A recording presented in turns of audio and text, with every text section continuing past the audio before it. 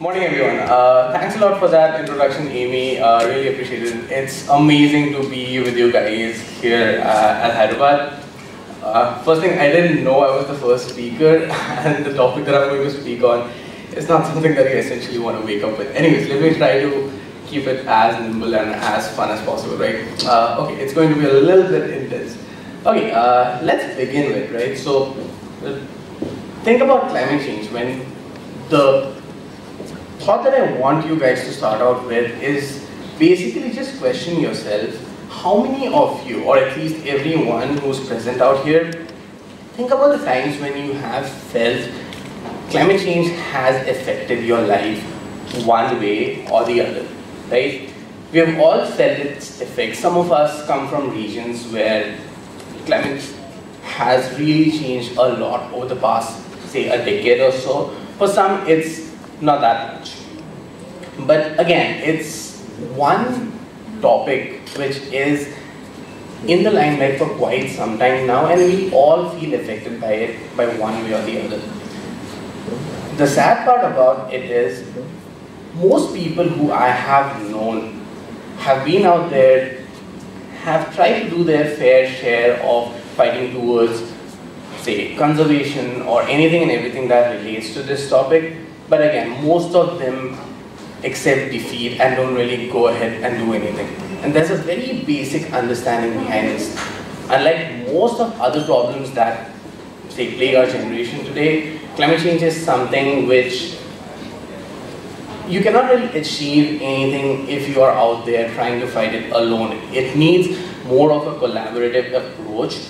Apart from that, it needs people to come together so that you can actually go out there, change the mindsets and thoughts of traditional belief systems as well as organizations who are out there.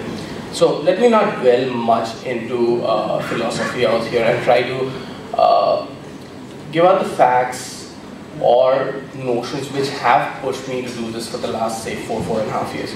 So let me begin with something that I call the blue marble. It's not like me calling it blue marble. They call this picture the blue marble. What you see here is the most published image in the entire human history.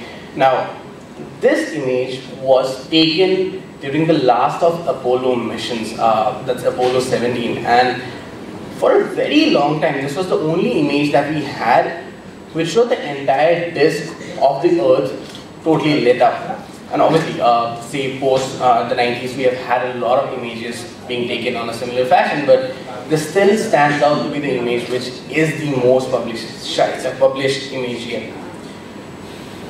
Just take a moment and take a good look. Doesn't it actually depict wonder and beauty? Now the next image that I'm going to show you is a representation of how finite and our existence essentially is on this planet. What you see here is the thin layer, or what we call the atmosphere, right? Late Carl Sagan actually compared the thickness of atmosphere to the coat of a varnish on a globe. There have been other comparisons, and the one which I find most interesting is the thickness of the skin of an apple. So, if you can draw the correlation there, the skin of an apple, that's the thickness of our atmosphere. When we go out, we don't really feel our sky is that thin, to be very honest. We feel it's the endless expanse. But if you were able to drive a car straight up, you would reach the far reaches of our atmosphere within, say, 5 to 10 minutes. Now, one thing that you should know is corporations will continue to debate what they have been doing for decades now. They would continue to urge us to believe that human beings have nothing to do when it comes to climate change. And people don't stop from calling this a hoax, or we have had the most recent example where President-elect Mr. Trump claimed this to be a Chinese hoax which was so designed to essentially make US manufacturing non-profitable. Now, where did that come from? Anyways, I'm not here to tell you what's right, what's wrong. It's for you to decide, because if you're not on the same page, we don't go out there together. Let me try and give you a quick snippet of a few facts which essentially might change your mindset here.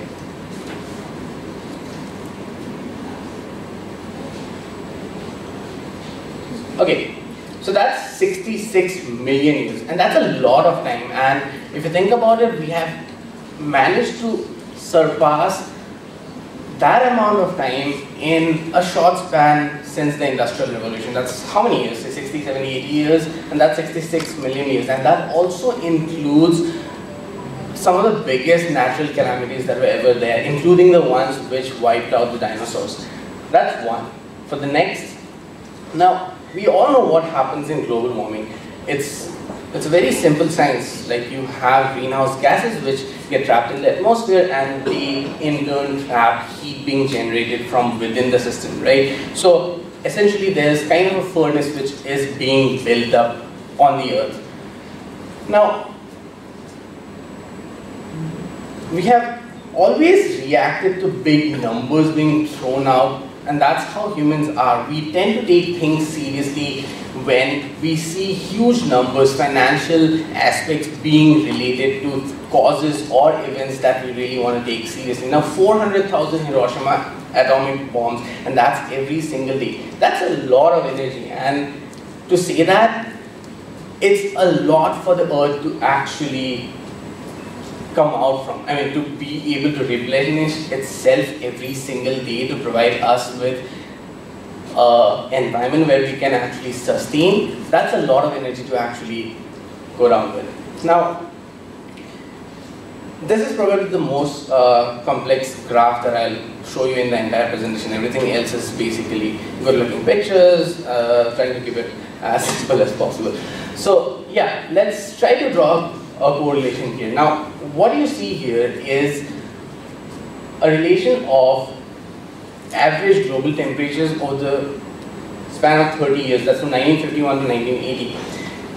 This was the point of time when Industrial Revolution had just set in place, and we hadn't had a lot of long-term effects yet. Now, corporations have, as I said, claimed human beings have never had any permanent damage or change on the environment, but this says otherwise. Let's give it a decade. What you see here, and if you can compare it with this, what you saw in the first 30 years was we had an equal amount of warmer days, and then you had an equal amount of, say, cooler days, and then you have the white band in between, which is basically the average temperatures, right? Which is neither too hot nor too cold, the great days, right? The next decade saw something else come up on this, and that's essentially you see a dark red shade towards the end, and the entire graph of temperatures moved towards the right. So what we saw is essentially a new variable which had come up, which is the extremely hot temperatures, which never really existed. When we talk about global temperature averages, yes, there are places like the Middle East which are really, really hot, and there are places like, say, the Arctic which are really cold. But when you talk about global averages, everything tends to cancel each other out, and you have a climatic condition which is pretty much well enough. That's the first decade that we consider. The next decade that you see, the graph moves further away. And this is where it stands in the most recent decade. What you can see here is, today we have been able to achieve something which obviously we are not proud of. 2/3 of our days in a year are comprised of hot days. It's either warmer than average or it's either extremely hot. What we have managed to do in all of this is essentially move our entire climatic system into a more progressive way, which is obviously not something that happens naturally. This hasn't happened for millions of years that the earth has been around. This happened because of our actions. So, what was the result of this? I mean, this is not the only comparison that we drew. We started comparing global temperatures right from the 1980s. This was around the time when we started taking global averages, drawing into terms like, say, the 19th century average, the 20th century average, and what happened next was really, really alarming as well as surprising to a lot of experts in the field. So 14 out of the 15 hottest years on record have occurred since 2001, and 2015 was on record the hottest year yet. I mean, this presentation was constructed before the official stats of 2016 were released, but any which ways, 2015 was the 39th consecutive year which had a average temperature which was higher than a 20th century average. Now, you have 1 year's average temperature which is higher than the average of an entire century. That says there's something wrong. So that was the 39th. By the time this was constructed, yes, they did think 2016 was going to be the 40th consecutive year, and it's just like a week and a half back when EPA essentially declared that 2016 was the 40th consecutive year which was hottest. And obviously we have had our fair share distributed all across the globe. India had its record temperatures last year, which was 51 degrees centigrade. There's another example from Iran, 74 degrees centigrade, right? So at that kind of a heat index, no humans can survive as much as up to 6 hours, and that says a lot of different things. Experts claim that in the next, say, a decade or so, most parts of Middle East or Northern Africa would not be habitable anymore. What does that push for? That pushes for problems that we already have, problems that we are able to see right now. Our entire crisis of refugees and migration, think about that being sped up more.